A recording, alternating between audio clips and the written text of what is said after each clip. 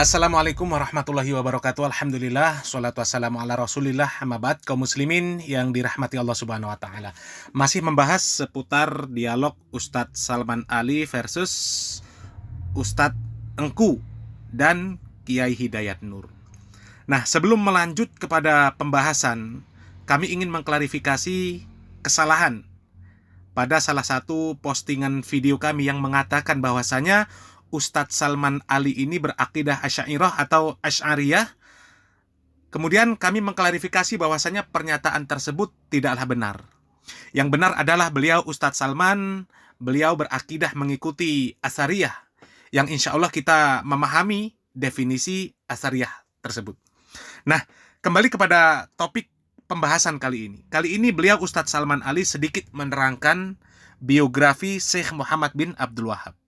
Kemudian menjelaskan kesalahpahaman yang terjadi pada banyak orang, sehingga permasalahan tersebut menimbulkan berbagai macam fitnah yang ditujukan kepada pribadi Syekh Muhammad bin Abdul Wahab dan juga dakwah yang beliau bawa. Kemudian tidak terlepas juga orang-orang yang mengikuti dakwah beliau juga terkena dampak dari fitnah tersebut. Mulai mereka dikatakan anti mazhab, mereka tidak percaya terhadap karomah, gemar membid'ahkan, memecah belah umat, anti budaya, anti keberagaman, anti toleransi, dan lain sebagainya. Nah, bagaimana penjelasan Ustadz Salman Ali di dalam dialog tersebut? Kita simak videonya. Sejarah Muhammad bin Abdul Wahab. Dia mula keluar daripada Dar'iyah, daripada kampungnya ke Madinah untuk belajar. Setelah umurnya lebih kurang sebelum 20 tahun beliau keluar. Kemudian beliau menuju ke Madinah.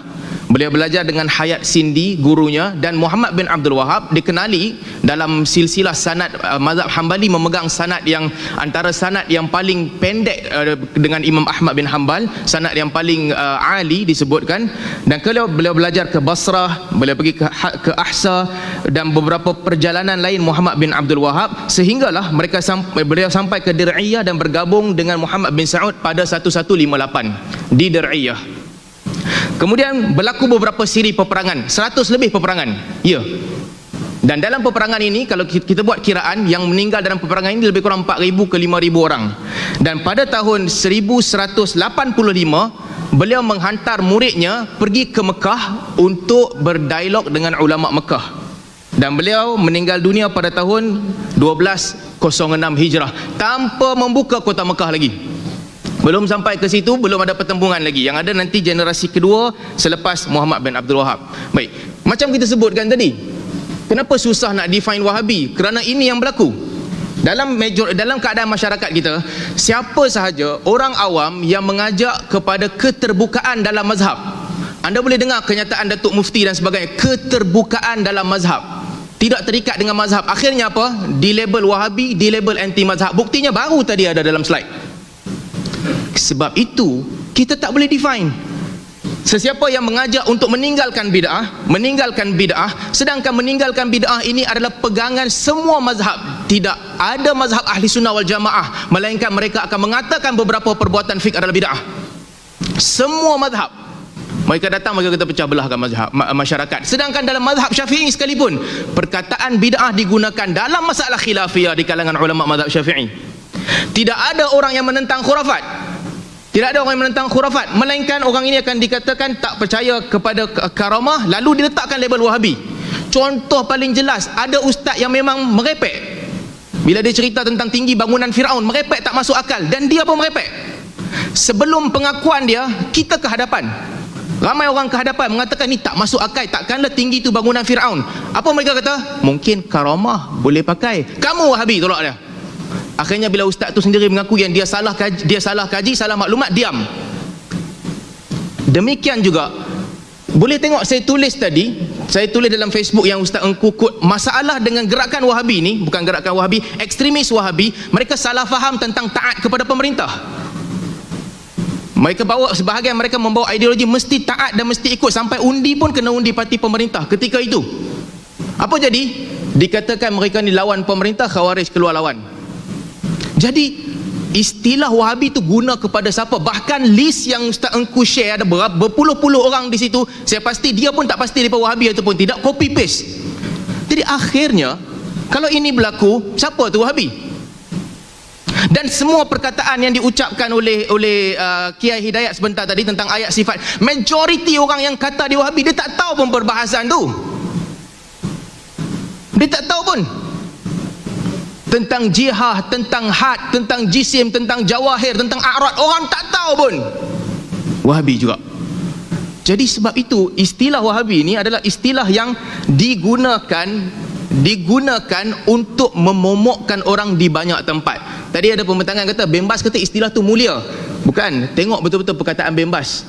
Bembas sebut terdahulu, ya, perkataan itu baik menggambarkan mereka, tapi jangan lupa Bembas juga menyebut, katanya, saya tak mau bersebut dengan Arab, inilah apabila golongan pelampau dan perosak melihat mereka dan berkata inilah Wahabi, supaya mereka akan menjauhkan manusia daripada seruan dakwahnya, dan supaya orang ramai menyangka seruan ini adalah seruan yang batil dan yang bercanggah dengan syarak. Ini adalah dakwaan yang salah, buruk dan tercela. Masalahnya bukan pasal Wahabi, masalahnya kita yang tak ada kenal-mengenal dengan Wahabi, kita bukan Wahabi pun dimomokkan dan dikatakan. Berapa kali Kiai Hidayat terlepas cakap orang tu Wahabi, orang ni Wahabi, Wahabi dan Ustaz Salman, sehingga ke tahap itu. Sedangkan ini masalah utama yang kita hadapi, label yang diletakkan pada orang tak kenal pada tempatnya. Itu yang Kaum pertama. muslimin yang dirahmati Allah Subhanahu wa taala. Benar apa yang dikatakan oleh Ustadz Salman Ali, bahwasanya perkataan atau isu Wahabi ini sengaja dibuat untuk menakut-nakuti kaum muslimin. Kemudian ditegaskan juga oleh beliau bahwasanya tidak ada ukuran yang jelas untuk mengatakan apa dan siapa itu Wahabi. Sehingga orang begitu mudahnya menjustifikasi ketika ada ketidaksamaan di dalam masalah pemahaman, kemudian mereka mengatakan Wahabi.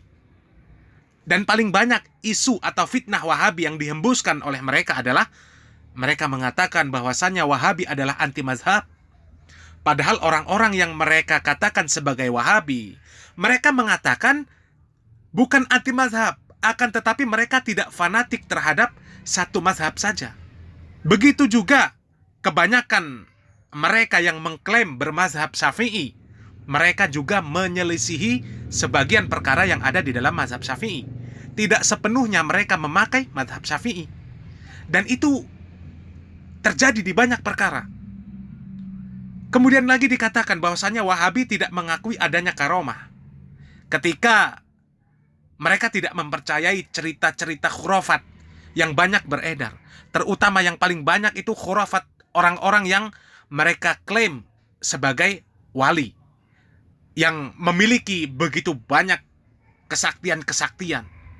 Dan kebanyakan juga itu cerita-cerita dusta, klaim-klaim yang tidak pernah dibuktikan secara ilmiah dan juga tidak pernah dibuktikan secara nyata.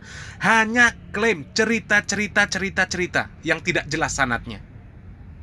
Semoga apa yang disampaikan oleh Ustadz Salman Ali ini bisa membuka syubhat orang-orang yang selama ini tidak memahami apa yang mereka katakan sebagai Salafi atau Wahabi.